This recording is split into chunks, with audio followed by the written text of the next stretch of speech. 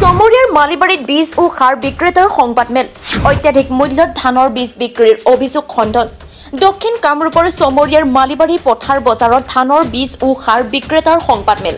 কৃষকৰ পৰা ধানৰ বীজৰ অত্যাধিক দাম লোৱা সম্পৰ্কত সামাজিক মাধ্যমত পৰিৱেশিত বাতৰি এটাৰ সম্পৰ্কত বৃহস্পতিবাৰে আয়োজন কৰে এই সংবাদমেলৰ আলমচাৰ ভাণ্ডাৰৰ বিৰুদ্ধে উত্থাপিত অভিযোগ খণ্ডন স্বত্বাধিকাৰীৰ স্বামীৰ ধানৰ বীজৰ অত্যাধিক দাম লোৱা বুলি বিৰোধী চক্ৰৰ অভিযোগ নস্যাৎ কৰি সঠিক দামৰ লগতে কিছু কম দামতো বীজ বিক্ৰী কৰা বুলি সংবাদমেলত স্পষ্ট কৰি দিয়ে স্বত্বাধিকাৰী মিনুৱাৰা খাতুনৰ স্বামী আলম ভূঞাই সংবাদমেলত তালেব আলী আৰু সাইদুল ইছলাম নামৰ দুজন বীজ দোকানীও উপস্থিত থাকে ইফালে আজি মালিবাৰী অঞ্চলৰ একাধিক কৃষকেও ধানৰ বীজ সঠিক মূল্যতে ক্ৰয় কৰা বুলি সংবাদ মাধ্যমৰ আগত স্বীকাৰোক্তি প্ৰদান কৰে গৰৈমাৰীৰ পৰা আব্দুল মতিনৰ ৰিপৰ্ট টাইমছ অফ হোম 24 মালিবাৰীৰ আলম দোকানীৰ ওপৰত কিছুমানে অভিযোগ উত্থাপন কৰিছে ধানৰ বীজ লিখা দামতকৈ অধিক দামত বিক্ৰী কৰিছে বুলি আপুনি কি কয় পাব্লিক হিচাপত নাই আমি এইটো ধান আগত লৈ কিনে 520 টকাত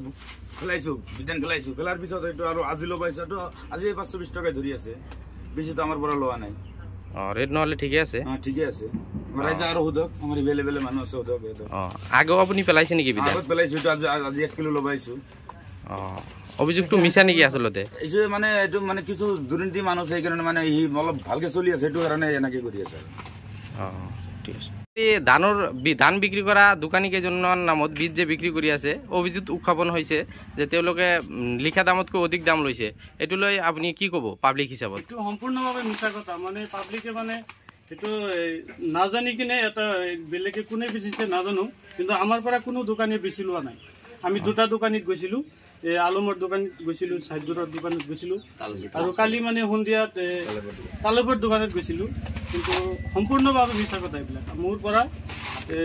MRPৰ 20 টকা মান কম লৈছে MRPত কৈও 20 টকা কমত লৈছে আগে পিছে আপুনি এইটো পেলাইছে নেকি দান লৈ পেলাইছিলো অভিযোগটো মিছা বুলি ক'ব নেকি এতিয়া এইটো সম্পূৰ্ণভাৱে মিছা কথা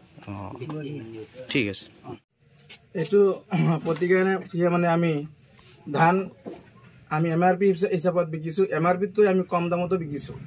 কেইজনমান মানুহে আমাৰ বিৰুদ্ধে অভিযোগ আনিছে কিন্তু মোৰ নামত কোনো চৰকাৰী হিচাপত কোনো অনুজ্ঞাপত্ৰ নাই মোৰ মিছেছৰ নামত আছে কিন্তু আমি সদায় সন্ধিয়াত অলপ বহু ৰাতিপুৱা বহু কিন্তু মই কিন্তু MRPতকৈ কম বেছো 10 টকা 20 টকা কমত হ'লেও অলপ বিক্ৰী কৰোঁ কিন্তু যিবিলাক অভিযোগ আনিছে এইবিলাক আচলতে ভিত্তিহীন মোৰ ওপৰত অলপ মানে শত্ৰুতা ভাৱ কৰি তেওঁলোকে মোক মানে ফচোৱাৰ কাৰণে এইটো কৰিছে গতিকে আৰু আমাৰ কৃষক ৰাইজ ইয়াতে আছে তেখেতে যদি কয় যে নাই আমি MRPতকৈ বেছি লৈছো মই এইটো মানে আৰু যিবিলাক আৰু দুটা নাম কৈছে এই দুটা নামো সেই দুটা দোকানীও মানে কম দামতে বিকিছে মই জানা সত্ত্বেও কম দামত বিকিছে কিন্তু এখেতৰ নামো কৈছে এখেতে মানে কম দামত বিকিছে এতিয়া আপোনালোকে জানে